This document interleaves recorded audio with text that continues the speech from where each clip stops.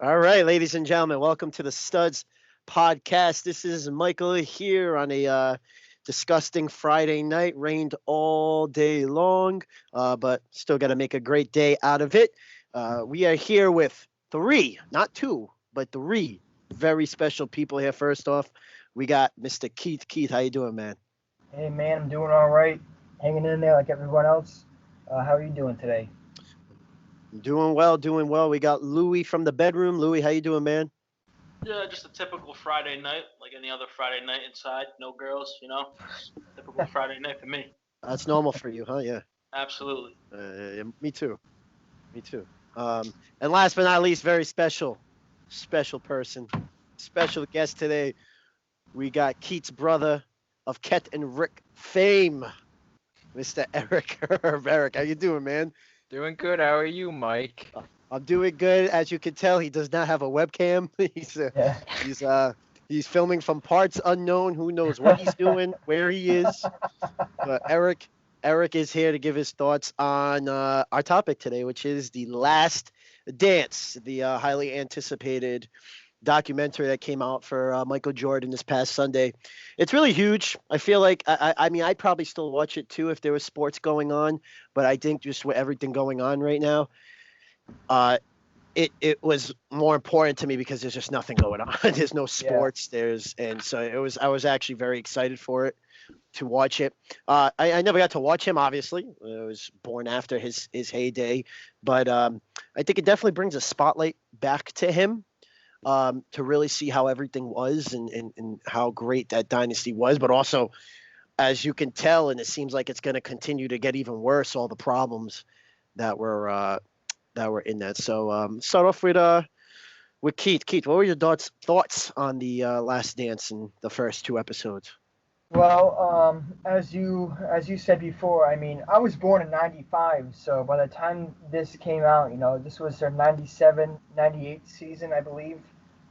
So I was only two at the time when this was happening, so I wasn't really there. I was there, but I wasn't able to appreciate um, what the Bulls were doing at this time.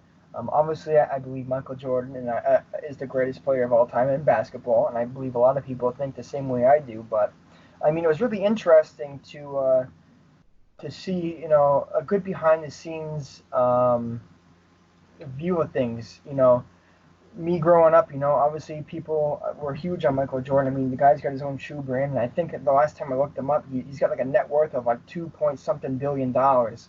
So the guy's very successful, very popular. But for me, all I heard was the success. I didn't really hear about too much of the negative things that happen. So this was really interesting to me. One of the things that I really found to be interesting was the GM. What was it? What was it? It was Larry. What was his last name? Jeremy Krause. Jer- Jeremy Jerry. Krause. Jerry Jerry Krause. Jerry Krause. Krause. Yeah, Yeah, I had no idea. I Larry. mean, shit, Larry. Yeah, Jerry. Larry. Harry Lurd. Yeah, I mean, I would say I never had heard of him. I never heard of him No. before this documentary came out. But he was responsible for, I guess, putting together this Bulls lineup. A very successful lineup, and it was interesting to see, what his take was on things. Obviously he played a big part behind the scenes, and towards the end, he wasn't really liked by many of the players. Um, because he was responsible for pretty much like dismantling this whole team. He wanted to put it into rebuild mode, and everyone, from Jordan to the coach, Phil Collins. No, not Phil Collins. Oh my God, Phil Jackson. Phil Jackson. Phil, I got Phil Collins in the brain. We just talked to him. Phil Jackson. Phil Jackson. You pretty much dismantled the whole team because he wouldn't rehire Phil Jackson for another season. And Jordan was pissed. Jordan didn't want to play for anyone else, which is understandable, but it was just interesting. And the second episode, um, it talked about a lot about Scottie Pippen and what his deal was. And I didn't know that pretty much he signed a horrible, horrible deal after his rookie contract, or for his rookie contract. Literally signed for a 9-year deal worth $18 million, excuse me, which is a terrible deal because they were talking about, how he was such a great player, number two pretty much in the league behind Jordan. You know, he's the second best player in the league, and he was making like I think they said the 100th and like 22nd, you know, most in the league, and he's the top 2 player in the league. It's ridiculous. So, come that last season, he was pissed. You know, he didn't want to play. He got injured, I think, over the remainder part of the 1996 to 1997 season. He got injured over the off season or something like that, and he had the chance to do surgery, and he didn't do it until the season began. So he was pissed, and that's understandably so.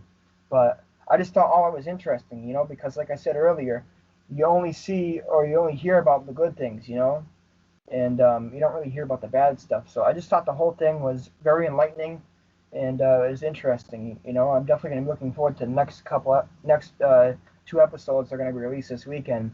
But yeah, I mean, I really like it so far. Good stuff. Absolutely, Louie. Watching the Jordan documentary, obviously, just like you guys, I didn't really grow up watching him, so all I heard was my dad talking about him, things of that nature. So watching it, like from that perspective, and not having any sports, like real life sports around, definitely helped me dive in and definitely like examine what was going on.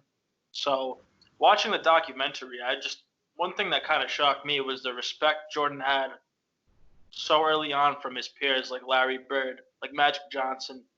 Those guys respected the hell out of him, and they knew he was the guy instantly.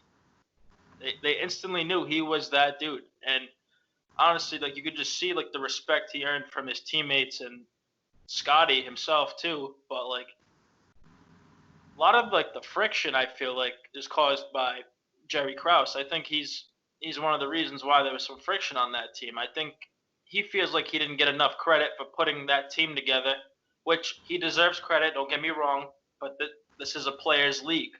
This is a players' league. It's always been a players' league. You know what I mean? I mean, yeah, I feel like we can relate this to the Celtics because I'm a green teamer. Here we go. We always praise Danny Ainge for what he does, stockpiling assets, this and that. But the players got to perform. You can have all that talent. See what the Celtics have with Kyrie Irving, Hayward, Al Horford. They had a stacked team. That team should have been in the championship, you know?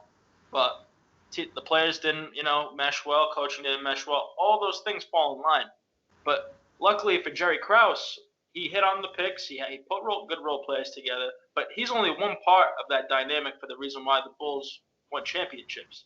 You had 2 of the greatest players. You had MJ and you had Scotty. Now, to go about Scotty's contract, I feel like Scotty signed that contract, which I was kind of reading into more. I think I was watching First Take the other day. They were saying that Scotty had some back issues or something of that nature, and he was afraid that those would creep back up and hinder him. So that's why he signed that horrible deal. And I don't know what the owner's name is, the Chicago Bulls, and you guys know? I don't know. Not off the top of my head. I don't At remember. the time you're talking about, it was, I think his name was something Reinsdorf.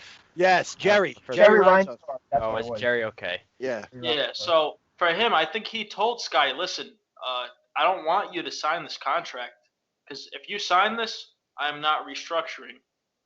And I think that, to be honest with you, is kind of a jerk move, in my opinion, because that dude outplayed the hell out of his contract by any means. And that's kind of where I'm at right now with the whole no thing. question. Yeah, absolutely. Erik, what were your thoughts, special guest? Well, after watching the Last Dance, you know, I really enjoyed it because it really opened up a new light into some of like the players that we really think highly of, like Michael Jordan and everyone else around him. Because you know, you see the highlights and you know everyone always says it that he's the GOAT, but you really get to see like the work ethic he put in, like in the practice facility. He's like in there, you know, hounding people, and he's like, you know, they even said it. He's like, if you don't like it, get out. He has no problem yelling with you or yelling at you, but you know, it really, and he's also, you know, making jokes all the time at like Jerry Krause. Yeah, that was funny. And we, you know, so that's like stuff that you wouldn't know unless you've seen this before, because it was just kind of hidden away after this whole dynasty faded. But I think that was very interesting, and Yeah, I agree with what Louie said, that Jerry Krause was kind of at the middle of the tension between the whole organization because he didn't feel like he got enough credit. But and I also just thought that it was like interesting kind of how the whole the episodes kind of did flashbacks to kind of show how things led up to this point in time and how really everything unfolded. And I also thought that the thing with Scottie Pippen, he was definitely underpaid, and I don't think that was a good contract that he signed. But I think, if you know that you're playing that well, he should have definitely began bargaining earlier on in the deal. I think he should have, done it within the first 3-4 years of the contract instead of waiting until the very end, right before the team is about to split up. And just to piggyback off that, I'm pretty sure the Bulls owner at the time, Jerry Reinsdorf, even mentioned that in the actual documentary, saying I wouldn't sign this deal if I were you. This is a terrible deal. But he did. Yep. Yeah. Exactly. Yeah. But so I don't think that was a smart decision by him to begin protesting it by sitting out the last season of the contract. He should have done it well before that. Yeah, no, I agree with you. There's like two sides of it. One of the shocking things was when they were talking about the whole thing and Jordan comes out and he literally it took me away. I don't know why. It was just like one of the moments that I took from it. And he just sat there. He was like, yes, Scottie was selfish for doing that. Yeah. And it was just like so easy for him. And is he wrong? No. I don't think he's wrong. I think he was selfish. It was just shocking to hear that. You know what I'm saying? Like, I didn't expect that. I didn't expect that to come out of, I always, and it obviously still feels like they have a very close relationship. Like, I don't think they're not friends or anything, but hearing that come out, I wasn't expecting it. There's two sides to it, like I was saying. Pippen, when they brought up, what kind of deal is this? Pippen said, I don't want to risk that. I don't want to risk that one injury, like Louie was saying. I don't want to risk that one injury and not be able to get paid. Here's the funny thing, though. I was reading an article, and Jordan made most of his money those last 2 years. I mean, on SportsCenter, they had it. He was making $31 million roughly around that last year. But the funny thing is, Pippen, after he left the Bulls, actually made more money than Jordan did throughout his whole career. Yeah, that's crazy. Yeah. So at the end of the day, at this point, yeah, you could feel bad for Pippen, but I think that was his decision that he made. And you have a lot of athletes who gamble on themselves. It didn't feel like he gambled on himself. And at the end of the day, did it pay off? No. I mean, yeah, he made more money once he left the Bulls, but he didn't gamble on himself. So I think at the end of the day, it came down to him and his agent. They didn't have to accept that offer. I understand why Pippen did it. But then to turn and be selfish like that last season and do that to your team and not play and hold off on surgery, Jordan was right. You were selfish. But there was two things I didn't like about it. I liked it. I thought it was very well done. I liked it. The two things that I took away that I really didn't like about it was, number one, the hate on Jerry Krause. I understand it, but I'm sitting there. I'm like, they're not showing any real interviews with this guy, like current. And I found he passed away. I don't know how long ago it was. 3 years ago. But that's just the point. It's like, to me, I feel like he put together that team. He should get credit. Did he get enough of it? Maybe not. I feel like he's getting a little bit of credit. But I feel like this documentary, there was a part of that first episode where it was just like attack and hate and attack on that guy. He's not here to defend himself. He's not here to say anything. Was he perfect towards the end? No. Not at all. I mean, they were going over some of the things he did, and that brings up another point too. It's like from a business side, are you going to continue that? I don't think. To you guys, do you think they were at their prime, maybe past their prime, but you really don't think they could have won maybe one more, maybe two more even? I don't think there was anyone close to them. There really wasn't. Who was close to them? Houston? I mean, that was it. The Knicks would never get over the hump. Could have got way longer. There was no one close to them. I think they could at least squeezed out 1 to 2 more. I was actually talking to Erik about that. Actually, at the end of the second episode, when I talked about Scottie, if that tension wasn't there and everyone was happy, and everyone's needs were fulfilled, I think they easily could have got 1 to 2 more championships. But that kind of goes back to the point. Why couldn't you just restructure his deal? Mm-hmm. Why couldn't you just restructure it?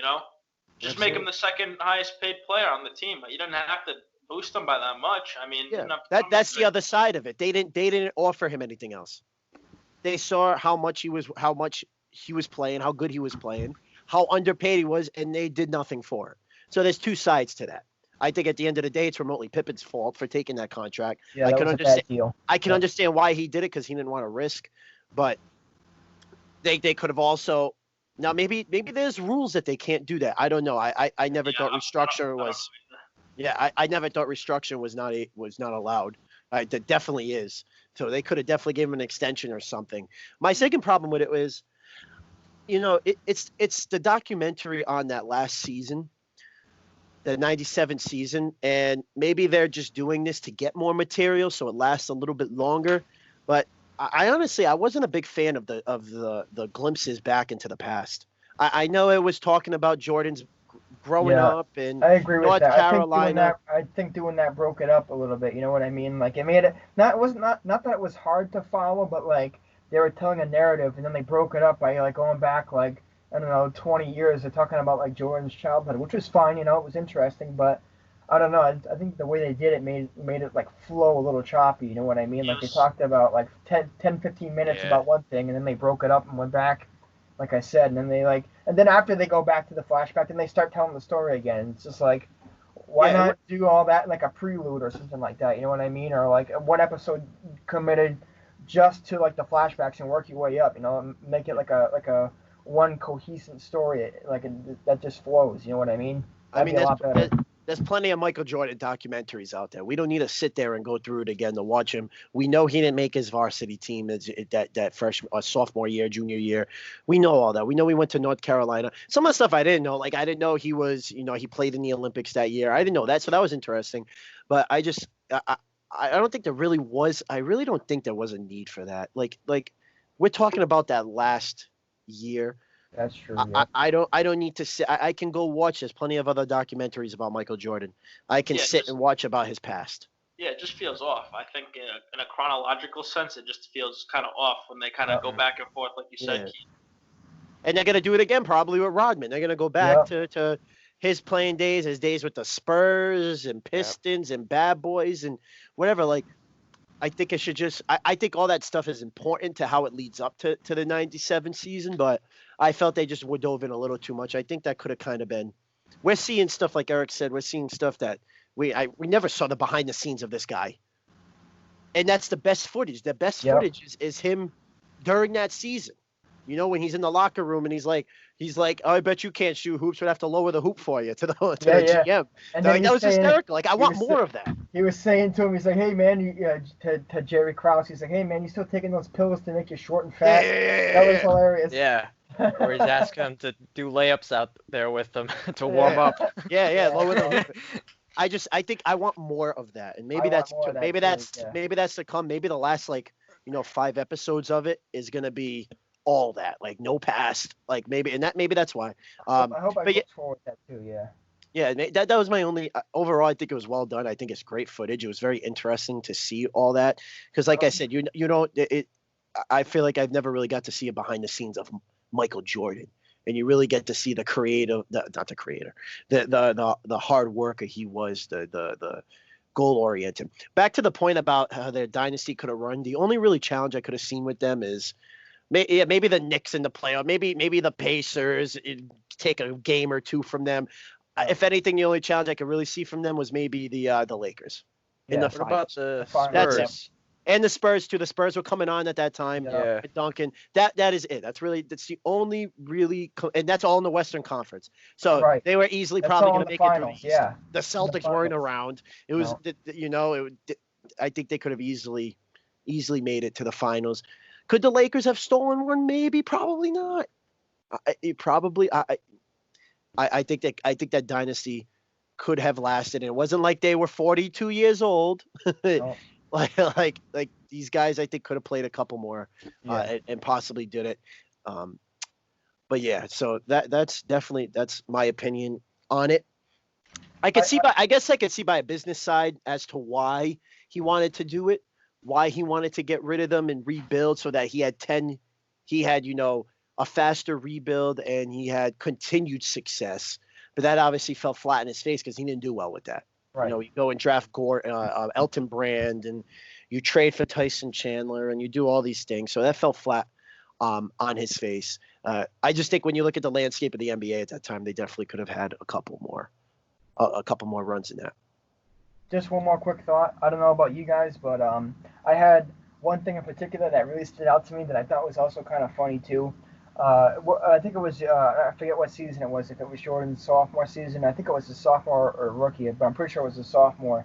And they played the Celtics in like the first round of the playoffs because the Bulls were the 8th seed. And that was actually the season where like Jordan got hurt and he wouldn't, I forget if it was the GM or management, wouldn't let him play more than like 14 minutes a game, 7 in both halves. So they actually made it in. And what was it? Jordan dropped like 59 points or something in the first game against the Celtics. And then I forget, Jordan went up golfing, if it was with like Kevin McHale or somebody. Ainge. Oh, yeah, that's right, Ainge. And he says, and Jordan said something like, "Hey, watch out, tell DJ or something to watch out." And then he goes to drop like 63 points on the next game, and like he's like they interview Larry Bird or whatever. And he was saying like, "Oh man, I was getting pissed off at like so and so like so and so would look over me and put his hands up because like he had to guard Jordan like that series or a possession or whatever." And it was Bill Walton. Bill Walton was getting upset because he had to guard him. Yeah, that was funny. That to me was probably one of the one of the highlights of like the first, or I forget what episode that was in, but that was definitely one of the highlights that I liked the most. Little stories like that you were saying that you don't really get to see. Erik, if you were around at this time and you were able to watch Jordan and he was going up against, our Celtics, Bird at the time, like, let's just put ourselves there. Would you hate him? Like, I hated LeBron. I've grown to respect him as I got older, but I hated him. I hated playing against him. Like, would you hate him or would you see it and be like, wow, he's great? Like, I did that with Patrick Mahomes. Like, I don't hate Patrick Mahomes, but when he balled and when the Patriots beat them and that was a tough game a couple of years ago, like I didn't say, wow, I hate that guy. Like that guy almost, I was like, wow, he's the real deal. Like, what would you think? What would you think? I think at that point in time, Michael really hadn't won anything yet. So I think like people were probably more in awe. Yep. At that point, he hadn't really like shown that he could lead a team to a championship, and I don't think people had grown to resent him, at all at that point in his career. So I just think it probably would have been more likely that we would have just been in awe of his greatness and him really trying to step onto the scene and prove that he's, a Hall of Famer, one of the best ever. And really, he's he gained the respect of like Magic Johnson and Larry Bird too from doing stuff like that. So, yeah, I don't think he would have been hated.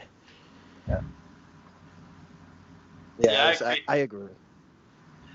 And you bring up a point. To your point, he couldn't win by himself. So this thing just showed. I think these first 2 episodes, to me, honestly, have been more of a reflection of Scottie Pippen than Michael Jordan.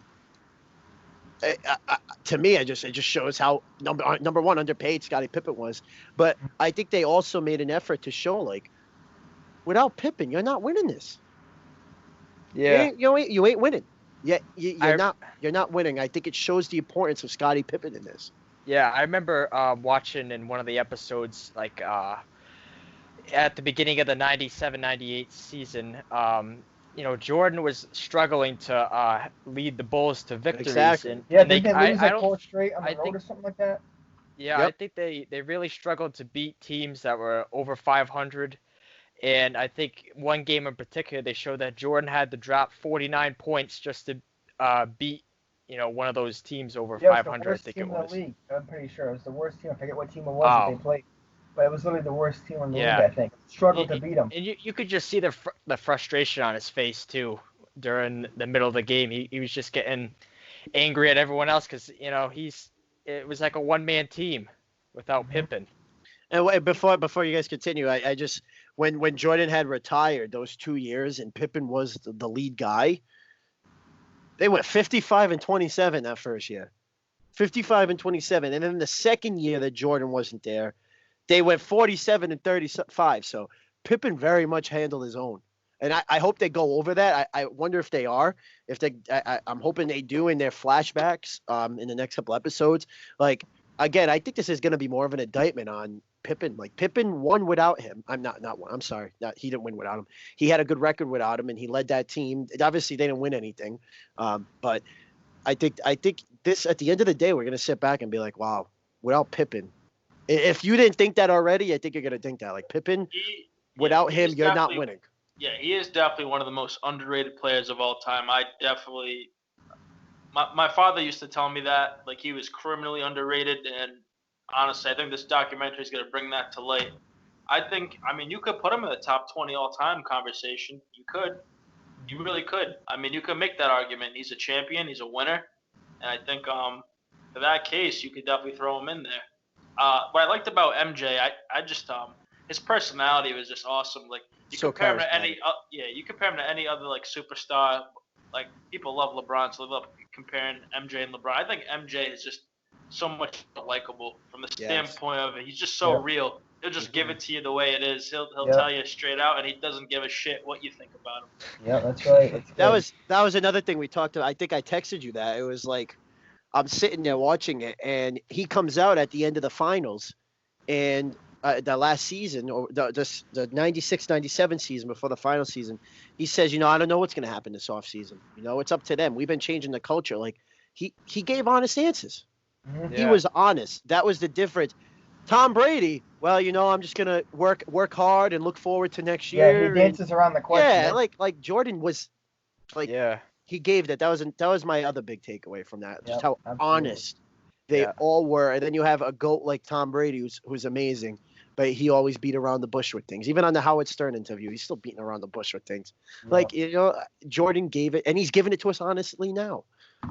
But yeah, so those are our thoughts. Any final thoughts? I just think, so far, other than those flashbacks, I think that the documentary so far is very good, and I am looking forward to watching the next 2 episodes this Sunday. How about that? All I gotta say is, how about that introduction in the first episode when they introduced like Dennis Rodman and they did him in like the wedding dress. He's like, yeah, I'm different. You got a problem with that? And then that and the cocaine party too he was mentioning, that was pretty funny too. Oh, Yeah, that was awesome. Oh man. Yeah, those are my final thoughts. Well, all right. Well, this was our little review and thoughts on the Last Dance. We're gonna continue to watch the next 2 episodes, and we'll recap it again at the end of next week or whenever. We'll recap it again and discuss. But anyway, thank you guys for listening. We want to thank special guest Erik. Are you gonna come back, man, or is this it? Yeah, I'll come back for another episode for sure. Yeah, next Last Dance episode, you're back here. Yeah, man. My webcam too while you're at it. Yeah, please Yeah. get a webcam. Man. Get a webcam. All right, thank you guys for listening. You can find us on Spotify, YouTube, at the Studs Podcast, Anchor.fm. If you'd like to sponsor us, you definitely can. If you like our channel, anyway, like, comment, subscribe, and we will talk to you soon.